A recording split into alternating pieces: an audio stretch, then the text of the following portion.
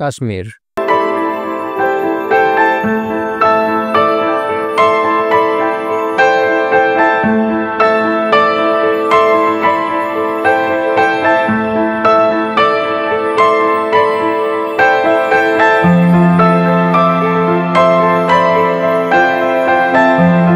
কাশ্মীরকে বলা হয় পৃথিবীর এক টুকরো স্বর্গ।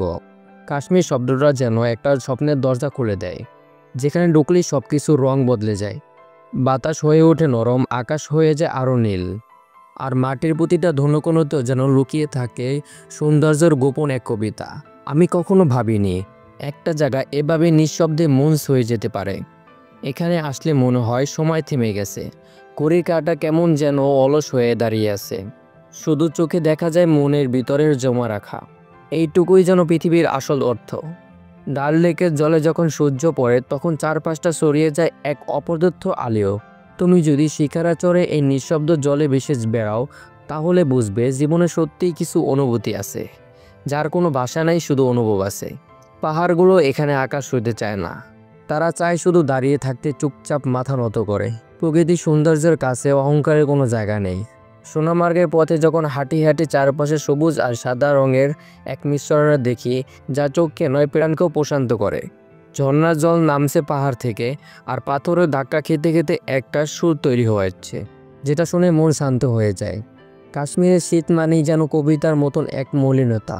বাতাসে ঠান্ডার কামড় থাকলেও সূর্য যখন বরফের আলো ফেলে, তখন মনে হয় এটাই বোধহয় শেষ নিঃশ্বাস। এই শহরের মানুষগুলো, ওদের চোখে কোনো তারা নেই, ওরা হাঁটে ধীরে ধীরে, হাসে নিঃশব্দে, আর দেখে গভীরভাবে। তাদের চায় যেমন উজ্জ্বলতা, তাদের ব্যবহারও তার থেকে বেশি। একটা সন্ধ্যা আমি চুপচাপ বসেছিলাম একটি ছোট্ট টিলায়, সামনে সাদা পাথর, মাথার উপর দিয়ে রং বদলানো আকাশ, আর পিছনে একটা ক্ষীণ শান্ত বৃষ্টি। এই দৃশ্যটা ছিল কাশ্মীরের আসল রূপ, নিঃশব্দ, সিন্ধ আর অসম্ভব রকমের সুন্দর। তুমি যখন কাশ্মীর ছেড়ে চলে আসবে, তখন তোমার ব্যাগে কোনো জামাকাপড় থাকবে না, থাকবে অনেকগুলো চোখে ভরা স্মৃতি। একটা শিকারা থেকে দেখা শেষ বিকাল, এক কাপ কাওয়া চায়ে ডুবে থাকা এক বিকাল, আর এই নীরবতা যেন শব্দে নয়, হৃদয়ে বাজে। কাশ্মীর একবার দেখা যায় না, এটা মনে গেঁথে যায়। তুমি যদি সত্যি জানতে চাও প্রকৃতি কেমন হয়, তাহলে কাশ্মীর যাও। যদি জানতে চাও হৃদয় কীভাবে শান্ত থাকে, তাহলে কাশ্মীর যাও। কারণ এই জায়গাটা শুধু দেখে আসার জায়গা না, এটা ভালোবাসার জায়গা।